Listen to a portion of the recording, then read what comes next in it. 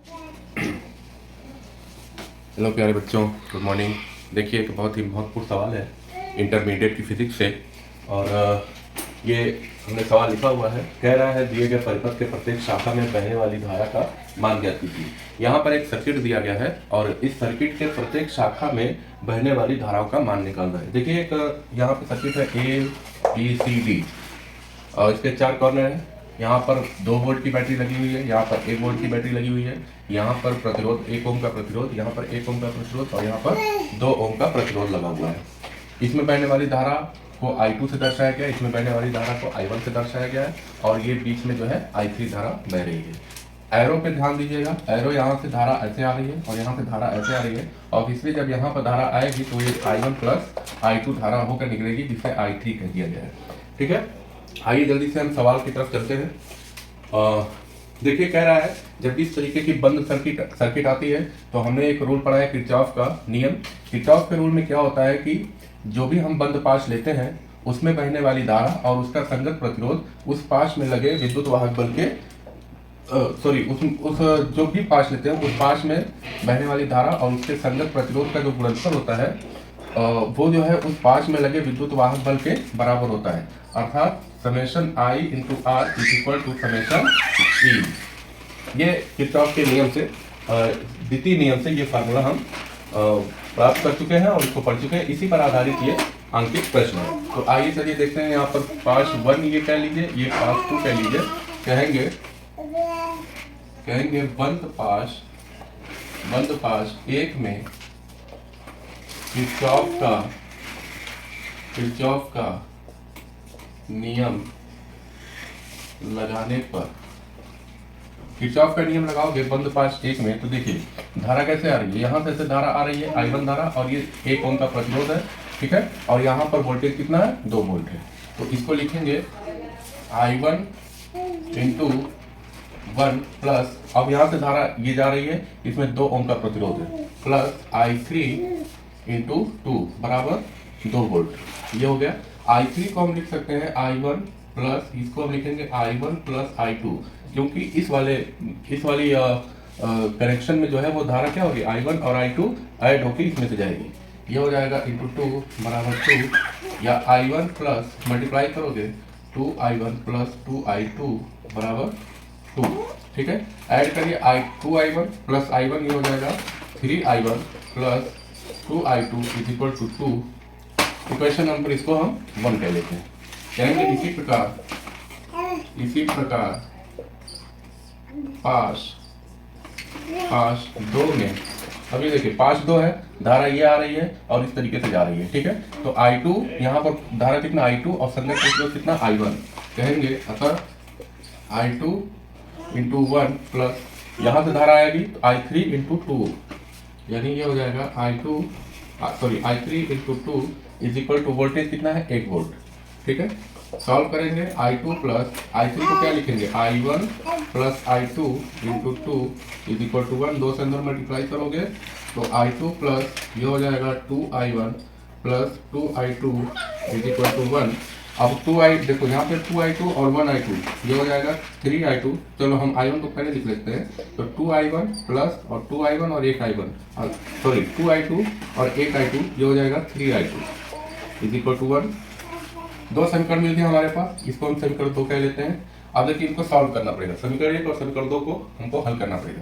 तो कैसे हल करेंगे, यहाँ पे देखिए 2I1 है, यहाँ पे 3I1 है, I2 है और यहाँ पे 3I1 है और यहाँ 2I2 है। तो हम क्या करेंगे, समीकरण देखो इसको हम I2 को और 3I2 को दोनों को एक इक्वल करने की कोशिश करेंगे। तो यहाँ पे हम क्या करें, 3 से मल्टीप्लाई कर दें, समीकरण 1 में 3 से गुणा कर दें और समीकरण 2 में 2 से गुणा कर दें। तो समीकरण 2 में समीकरण 1 में गुणा करने में क्या हो जाएगा, कहेंगे समीकरण 1 गुणे 3 से, तो ये क्या हो जाएगा बताओगे वैल्यू, ये हो जाएगा 3 3 के 9 I1 प्लस 3 दूना 6 I2 बराबर 3 दूना 6। ठीक है, एक समीकरण ये मिल गया। 2 से मल्टीप्लाई करोगे तो क्या हो जाएगा समीकरण 2 में, यहाँ पे कह देंगे समीकरण 2 गुणे 2 से, ये हो जाएगा 2 दूना, ये हो जाएगा 4I1 प्लस ये 2 3 6I2 और ये हो जाएगा 2। ठीक है, तो एक बार फिर से हम वही समीकरण लिख लेते हैं, 9I1 plus 6I2 plus 6 sorry बराबर 6 और ये हो जाएगा 4i1 प्लस 6i2 बराबर 2। समीकरण अब यहाँ पे हम या तो इसको नाम दे दें या ये कह दें कि चलो नाम ही दे देते, इसको कह देते हैं 3 समीकरण 3 और इसको कह दें समीकरण 4। तो समीकरण 3 में से 4 को घटाने पर ये माइनस ये माइनस ये माइनस घटाओगे तो 9 में से 4 जाएगा, ये हो जाएगा आपके पास 5i1। 6 में से ये देखिए पूरा कैंसिल हो जाएगा, ये बचेगा आपका 6 में से 2 जाएगा, ये बच जाएगा 4। यानी i1 की जो वैल्यू हो जाएगी 4 बटे में 5 कैंसिल करोगे ये 0.8 एम्पियर धारा आ जाएगी। ठीक है, i1 की वैल्यू आ गई। इस i1 को हम किसी एक समीकरण 2 या समीकरण 1 में रख के हल करेंगे। तो समीकरण 2 में रख के हल करते हैं, कहेंगे समीकरण 2 में i1 का मान रख कर हल करने पर तो हल करेंगे तो क्या हो जाएगा, देखो i1 की जगह इस बार आपको क्या रखना है 0.8, तो ये हो जाएगा 2 इंटू 0.8 प्लस 3i2 बराबर 1। मल्टीप्लाई करोगे 2 बटे 16 यानी 1.6 और ये हो जाएगा 3i2 बराबर 1।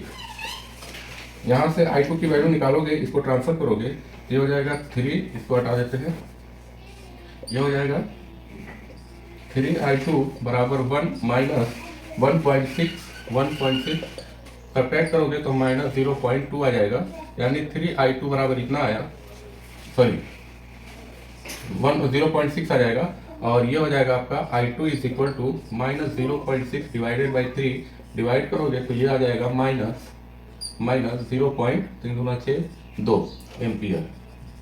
यानी i2 की जो वैल्यू आ गई हमारे पास माइनस 0.2, यानी i1 की वैल्यू हमारे पास क्या आई, i1 की वैल्यू 0.8 एम्पियर, i2 की वैल्यू आ गई आपके पास माइनस 0.2 एम्पियर। ठीक है, अब यहाँ से i3 की वैल्यू फाइंड करना था। i3 बराबर क्या लिखा था, i1 प्लस i2, तो i1 की वैल्यू क्या है 0.8 माइनस i2 की वैल्यू क्या है 0.2, सब्ट्रैक्ट करोगे क्या वैल्यू आ जाएगी 0.6 एम्पियर। ठीक है, तो यही आंसर हो जाएगा। देखिए क्वेश्चन थोड़ा सा लेंथी हो गया सॉल्व करने में, लेकिन बिल्कुल आसान है। आपने बिल्कुल सिंपल तरीके से इसको देखा। आपने क्या किया कि 2 पास लिया, दोनों पास में किरचॉफ का नियम अप्लाई किया, उस तरीके से आपने एक समीकरण बनाया, दूसरा समीकरण बनाया, उसके बाद उस दोनों समीकरण को हल करने के बाद i1, i2 और i3 की धारा हमने प्राप्त कर ली। देखिए क्वेश्चन जो भी होंगे देखने में आपको जटिल लगेगा, लेकिन जैसे ही आपने प्रैक्टिस किया उस पर प्रश्न आपको बहुत आसानी से जो है समझ में भी आ जाएगा और आप उसको आसानी से हल कर लेंगे। ये प्रश्न बहुत इंपॉर्टेंट था। 2021, 22, 23, 24 ये लगातार क्वेश्चन पूछता है, इस टाइप के क्वेश्चन पूछते हैं, तो आसानी से आप इसको प्रैक्टिस करके सॉल्व कर लेंगे। वीडियो अच्छी लगती है तो ज़रूर देखा करें, पूरी वीडियो देखा करें और अपने दोस्तों के साथ जो पढ़ने वाले बच्चे उनके साथ शेयर भी किया करें। अगर अच्छी लग जाए, ज़्यादा अच्छी लग जाए तो उसे लाइक भी कर दिया करें। चलिए, थैंक यू सो मच।